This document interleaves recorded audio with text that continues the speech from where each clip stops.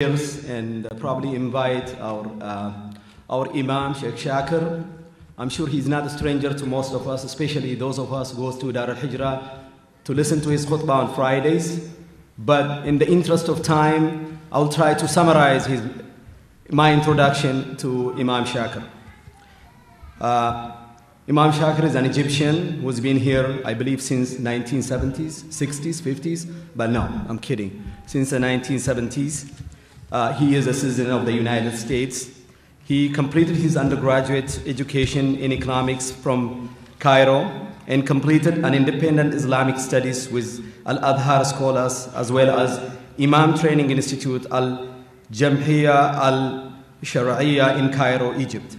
After he moved to the States, he completed his graduate studies in educational administration and psychology at the University of Houston in Texas. If I go through his accomplishments, we'll be here all night. So let me just summarize a couple of things. His experience and involvement in a number of religious and social organizations, we will be here all night, like I said earlier. He has traveled extensively in and outside North America for lecturing in Islamic family and youth issues. Chaired several national conferences on community, educational, and family issues, engaged in several interfaith affiliations, and participates in many interfaith organizations, dialogues, services, activities, and discussions. He founded the Muslim World Institute, a Washington think tank that deals with Muslim world affairs. Most of us have witnessed his interviews with all major TVs, networks, locals, and national on a variety of occasions and issues. And I personally witnessed his involvement in a number of Islamic institutions in this area. When we first decided to tackle our repressive government in Ethiopia, we did not go anywhere but to Sheikh Shakir to get his wisdom and advice. A committee, a number of people went to his office, and we said, here is a problem. We broke down the problem to him and said, how do we approach this? Wallahi, he gave us A to Z how to tackle this issue. And we have been following his advice, and I'm sure the rest is history. So I'm going to invite Sheikh Shakir to give us his wisdom. Sheikh Shakir.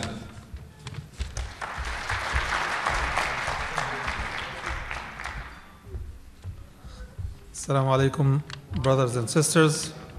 Thank you very much for this very kind introduction.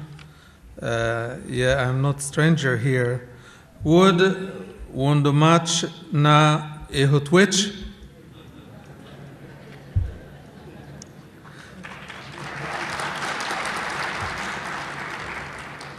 Zare lemen endementan tawakkalachu?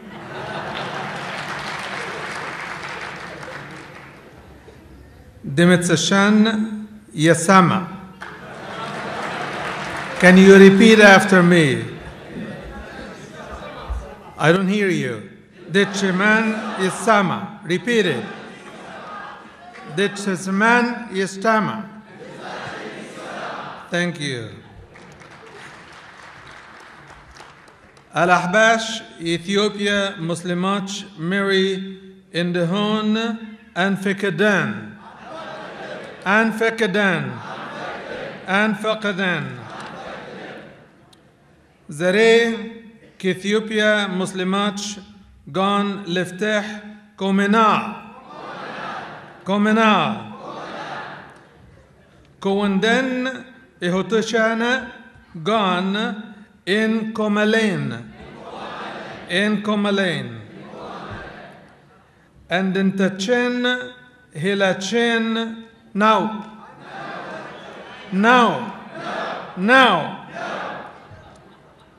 Dil le Muslimich, dil l'Islam. Thank you. Thank you. Thank you.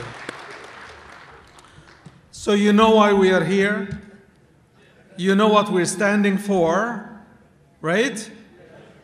So why am I here? If you know why you're here and you know what we stand for, and you want your voice to be yitsama, then I need not to tell you what to do, right? Brothers and sisters, Ethiopia has a very, very special place in the hearts of Muslims who study the history of Ethiopia and the history of Islam joined together. This is a nation that every Muslim should forever be grateful for the hosting of the first Muslim migrants amongst the weakest, the most vulnerable, the worst persecution, who fled Mecca to be hosted by your people. Thank you.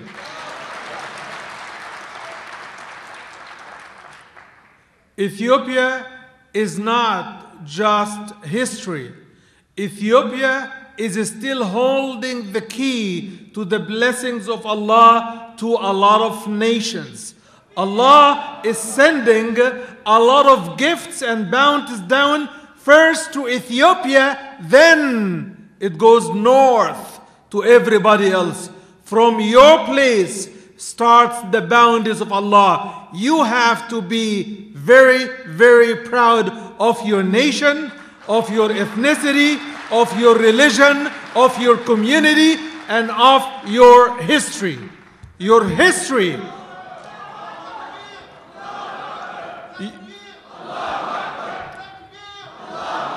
Your history is the best part of Africa's history, as well as the best part of Islamic history. Allah chose your country and your emperor at the time, Nagus, to receive people, including the daughter of the Prophet and the third Caliph of Muslims, Uthman ibn Affan. He was your guest and you were his best hosts. Thank you.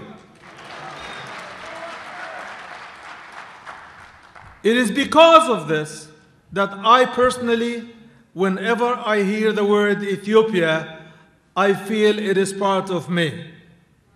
I feel it is part of me, and it should be part of every Muslim who knows the history and the place of Ethiopia in Islamic history, in African history, and in the history of the companions of the Prophet. They went there twice, not only once. It looks like they like it there. We have a saying in Egypt that anyone who drinks from the river Nile, he's bound to come back to drink from it again. Even if he gets diarrhea, but just he comes back. So brothers and sisters, as we sit here, there are brothers of ours in Ethiopia today who are imprisoned just for the mere fact that they are resisting the 21st century religious persecution and manipulation of Muslims in Ethiopia. The current government in Ethiopia does not represent the history of Ethiopia, and they need us to tell them.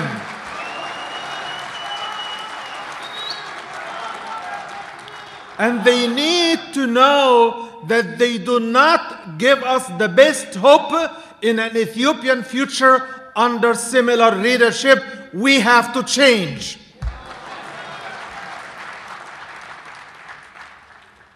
It takes more than 17 community leaders and scholars to be in prison, it seems, to move the masses. I don't know why did we become heavy, but when we put a lot of weight of worldly things in our pockets, in our banks, on our backs, we become heavy. You know why the early Muslims were able to move about easily? To move from Mecca to Ethiopia. These are not two close across the street places. They traveled through the sea, but because they were not heavy loaded with dunya, they were not heavy loaded with luxuries and worldly gains. They were not bound towards people. They were bound by their faith. And this is what we need our children to know. Travel anywhere in the world, but take your faith in your heart and take your Quran in your heart. If you don't memorize it, take it in your pocket. Never leave your identity anywhere else.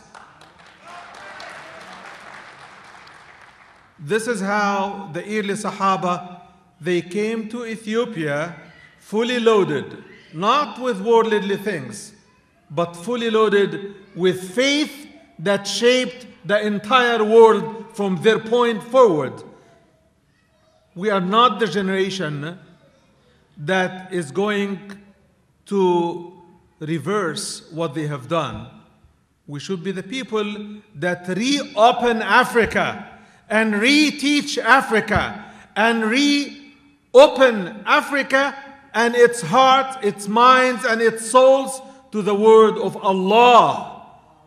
As much as they were able to reach to the heart of the king of Ethiopia at the time, we want the kings of Africa to know that we Muslims are people of mercy.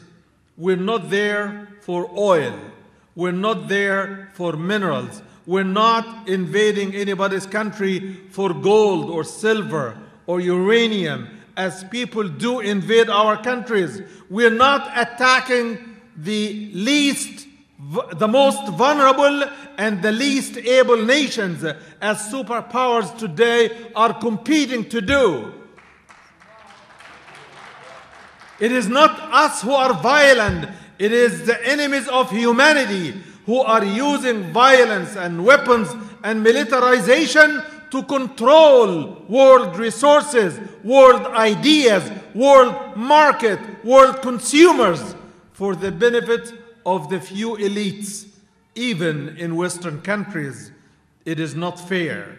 How could we then expect them to be fair to us? Allah told us, prepare whatever means of power, not weakness. Power requires knowledge. Knowledge requires sincerity. And sincerity requires putting our hands and pockets and money where our mouth is. When we say we love Allah, we should mean it and we should practice it. This is what is going to turn the world around. When Muslims do what they say and say what they do, the world would listen to us. You would be yasama then.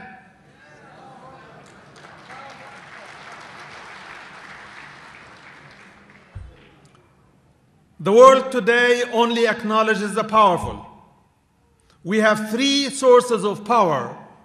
We Muslims in particular cannot live, survive, or gain victory unless and until we master the three sources of power.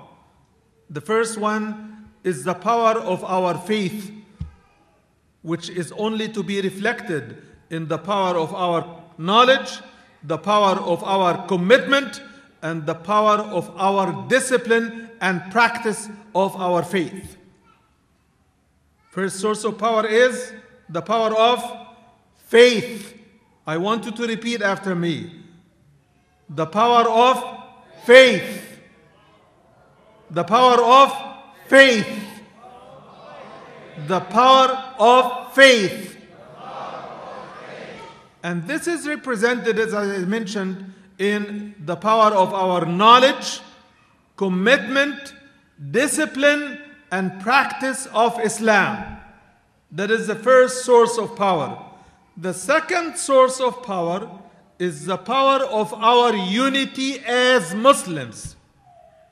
There is no such a thing as Egyptian Muslim, Ethiopian Muslim, Saudi Muslim, Yemeni Muslim, Syrian Muslim, Libyan Muslim. If you are a Muslim, live anywhere, so long as you live your Islam, and the only title Allah gave you is a Muslim. Muslimat is your name. That is your name. The Quran says, هُوَ سَمَّاكُمُ الْمُسْلِمِينَ مِنْ قَبْلِ. It is He who has named you Muslims well from before. So, the power of faith. Second is the power of unity. The power of unity. The power of unity. And the first one is the power of faith. And the second one is the power of unity. The third power is the power of armament. You cannot defend yourself by wishful thinking. Could you? Could you get colonial powers out of our nations by telling them, would you please leave tomorrow morning? Would you? Brothers, that's why the Quran says, prepare, وَأَعِدُّوا. Prepare. Don't go to sleep. Don't forget yourself. Don't forget your children. Don't forget your women. Don't forget your honor, your dignity, your future. Don't go to sleep. Wake up. And when you have the power of faith, when you have the power of unity, when you have the power of armament, when you speak, you yasama.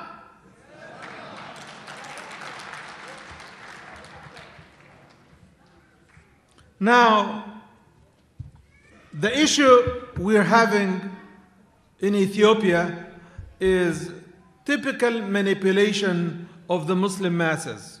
What are they using? They are using our weakness and vulnerabilities. If our community was well educated Islamically, the power of knowledge, if they had the power of knowledge, they cannot be manipulated. Otherwise, how could then a Christian government introduces ahbash as Muslim imams in a community of Sunnis? How? But because we have not educated our community, they do not know better. It is on us to lead, and it is on them to follow. Your role as Ethiopian Muslims in America is to shake up and wake up every Ethiopian you could contact in the world to tell them, we must yasama. We must yasama.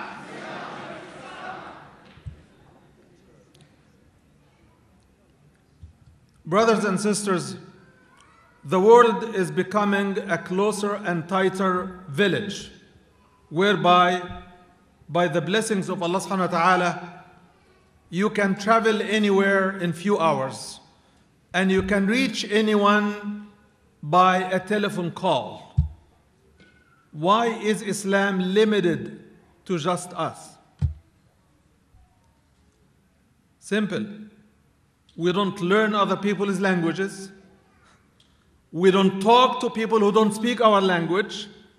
And we do not open up even to people who speak our language if they think differently. We need to cross those bridges. Those bridges are ours to cross if we want to be yasama. But if you want to be ignored, stay where you are, do nothing, and you are going to be ignored. The world only hears those who speak. The world only respects those who push back. The world only fears those who fight back.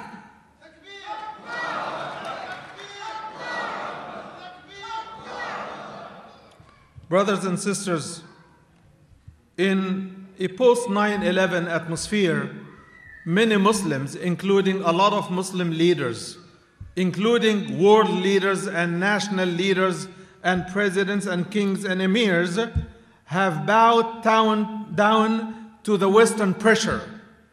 We, the Muslim masses, would never and should never bow down except to Allah. Bow to no one but Allah. And this will give us our dignity back. Our dignity is not a gift that we seek from a human being. It is our right that we push back for, we fight for, we live by and die for. This is our dignity. This is our identity as Muslims. We do not let anybody ride over our back and just accept it. We don't. Our backs are not good for that. Nor is our faith. Our backs can only bow to Allah. Our humility is only to Allah. Our work is for Allah. Our living, our dying, our learning, our teaching, our efforts, our living is only for Allah. قُلْ إِنَّ صَلَاتِي وَنُسُكِي وَمَحْيَايَ وَمَمَاتِي لِلَّهِ رَبِّ الْعَالَمِينَ لَا شَرِيكَ لَهُ وَبِذَلِكَ أُمِرْتُ وَأَنَا أَوَّلُ الْمُسْلِمِينَ. You see, I am the first of Muslims. The Quran says, every one of us should be the first in line. When we're called for truth, we should be the first to apply. When we're called for justice, we should be the first to stand. When we're called to sacrifice, we should be the first in line. And when we are invited for food, we should be the last in line. We should give priority to the poor, to the children, to the weak, to the elderly, to the destitute, to the women, and then men come to clean up everything. Not the other way around. Muslim men, when it is a price to pay, they are first in line. When there is a gain to make, they are last to seek anything from anyone other than Allah. So they are the first in the prayer line. They are the first in the zakat line. They are the first in the hajj line. They are the first in the cleanup line. They are the first in the community service line. They are the first in jihad line. They are the first in the da'wah line. But they are last if anything is being distributed, except if it is arms for jihad. We are the first ones to rush and run to defend our community and defend ourselves. The enemies of Allah are lining up. The question is for us, are we lining or are we afraid because they may call us terrorists? Let me give you the good news. They are already calling us terrorists anyway. Whether you're sitting at home, watching TV, drinking coffee, sleeping, or playing with your kids, you are a terrorist because you are a Muslim. Well, give them the run for their money. Make it worth it. Make this title worth it. And be a good Muslim. Be a Muslim who spreads peace when peace is to be received. And be a Muslim who fights back when there is an attack on yourself, your community, your society, your nation, your religion, your dignity, your honor, your women, your children, or your neighbors. Defend all of the above. But don't be the third, the one who's pulled around, fits all titles, sits on all tables, eats any food, and accepts anything. That kind of Muslim we have so many of. We need the true Muslim. We need the early generation of those men and women who fled Mecca to go to Ethiopia, putting their lives on the line to defend their faith. They could have stayed in Mecca like others, but they did not accept it. The Prophet said, go there. In that place, there is a king under whose reign no one is wrong. We want Ethiopia where no one is wrong. We want Ethiopia back to where it was 1400 years ago. We want Ethiopia, the authentic African Christian nation that used to open its arms for the oppressed, for the fleeing, for the weak. This is the Ethiopia we want.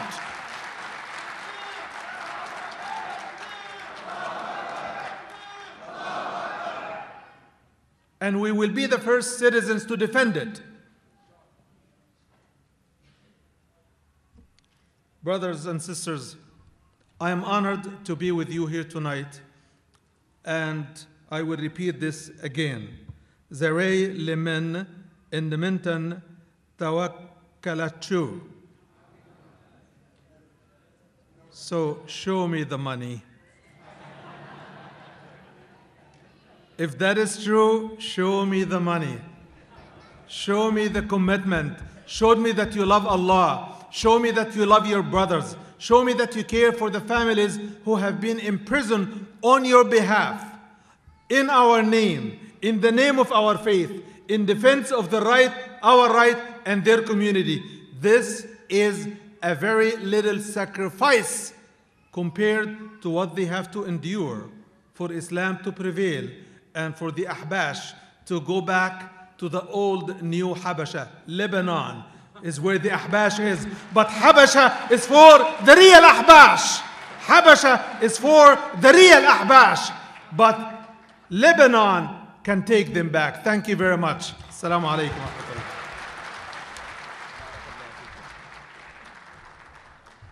Just a disclaimer, Imam Shakir, he's not advocating for armed struggle in Ethiopia. He's just simply giving us a lesson. So we will continue our non-violent struggle until these guys who have been in prison, who did not bow down for this repressive government, until they are free and until our ድምጻችን እስከተሰማ ድረስ ኢንሻአላህ